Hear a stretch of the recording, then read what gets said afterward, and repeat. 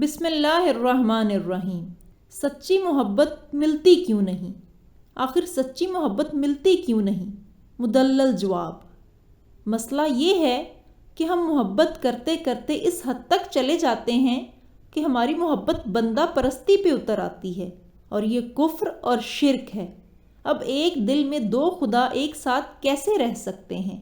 اگر کسی کی محبت بندہ پرستی تک چلی گئی ہو، وہ چاہے زمین آسمان ایک کر لے، دن رات ایک کر لے، اسے محبت مل نہیں سکتی، بلکہ محبت اس سے اور دور ہوتی جائے گی۔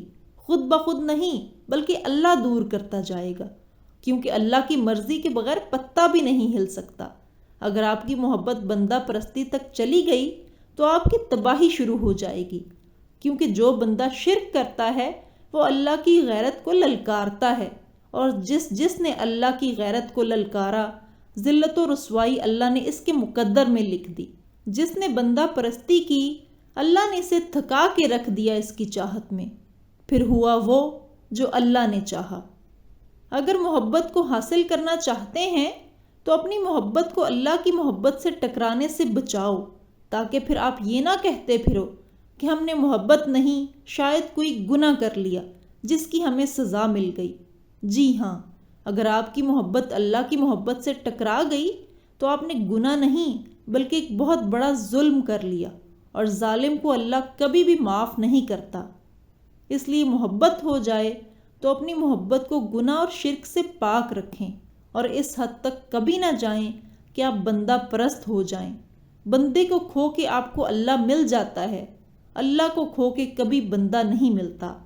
اپنی محبت کی شدت کو اپنے اللہ کی محبت سے نیچے رکھیں۔ کوئی بھی ایسا جملہ نہ بولیں محبوب کو خوش کرنے کے لیے جس میں شرک کا پہلو ہو۔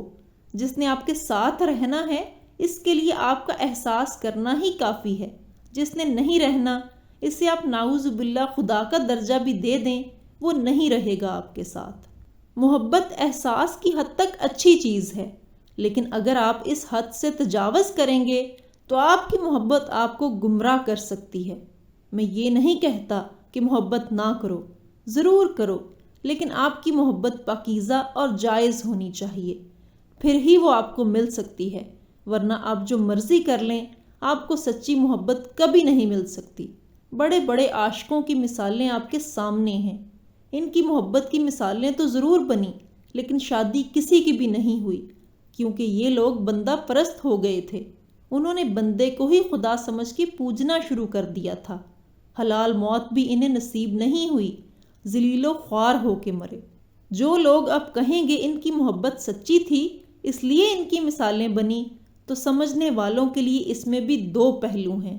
کسی نے اچھا کام کیا، اللہ نے اس کا نام رہتی دنیا تک زندہ رکھا تاکہ لوگ اس سے بھلائی حاصل کر سکیں، اور جس نے برا کام کیا، اس کا نام بھی رہتی دنیا تک اللہ نے زندہ رکھا تاکہ لوگ اس سے عبرت حاصل کریں۔